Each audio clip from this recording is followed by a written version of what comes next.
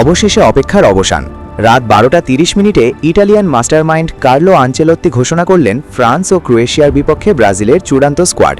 যারা অধীর আগ্রহে 10 নম্বর জার্সির ফেরার অপেক্ষা করছিলেন তাদের জন্য আজকের রাতটা একটু মিশ্র অনুভূতির।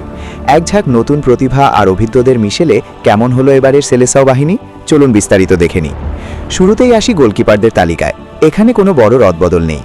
পোস্টের নিচে বিশ্বস্ত হাত হিসেবে থাকছেন অভিজ্ঞ অ্যালিসন, এডারসন এবং তরুণ তুর্কি বেন্তো। এই পজিশন নিয়ে আনচেলত্তি কোনো রিস্ক নিতে চাননি, কারণ ফ্রান্সের মতো শক্তিশালী অ্যাটাক রুখতে এই তিনজনের ওপরই ভরসা রাখছে ব্রাজিল। ডিফেন্সে এবার বেশ কিছু ইন্টারেস্টিং নাম দেখা যাচ্ছে। ফুলব্যাক পজিশনে থাকছেন ড্যানিলো, ওয়েসলি, অ্যালেক্সান্দ্রো এবং ডগলাস সান্তোস। মাঝখানে দেয়াল হয়ে দাঁড়াতে সেন্ট্রাল ডিফেন্সে থাকছেন দলের অধিনায়ক মার্কুইনহোস, আর্সেনালের গ্যাব্রিয়েল ম্যাগালায়াস, ফ্লামিঙ্গোর লিও পেরেইরা, ব্রেমার এবং সৌদি লিগ থেকে ডাক পাওয়া ইবানেজ। রক্ষণের এই কম্বিনেশন বলে দিচ্ছে আনচেলত্তি এবার ক্লিন শিটের ব্যাপারে কতটা সিরিয়াস। মিডফিল্ডে ফিরেছেন অভিজ্ঞ ক্যাসেমিরো এবং ফাবিনহো। তাদের সাথে তারুণ্যের তেজ যোগ করতে আছেন চেলসির আন্দ্রে সান্তোস, নটিংহ্যাম ফরেস্টের দানিলো এবং সারপ্রাইজ প্যাকেজ হিসেবে ডাক পেয়েছেন গ্যাব্রিয়েল সারা। মাঝমাঠের এই শক্তি দিয়ে আনচেলত্তি চাইছেন খেলা নিয়ন্ত্রণ করতে, তবে এখানেও একজন বড় তারকার অনুপস্থিতি খটকা দিচ্ছে মনে। আক্রমণ ভাগ যেন এক আগ্নেয়গিরি।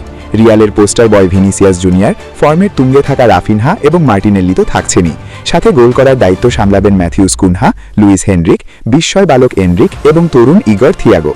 এছাড়া নতুন হিসেবে ডাক পেয়েছেন রায়ান এবং প্রি লিস্টে নজর কাড়া সেই জোয়াও পেড্রো। একঝাঁক গোল স্কোরার নিয়ে সাজানো এই অ্যাটাক যে কোনো ডিফেন্সের ঘুম কেড়ে নিতে যথেষ্ট।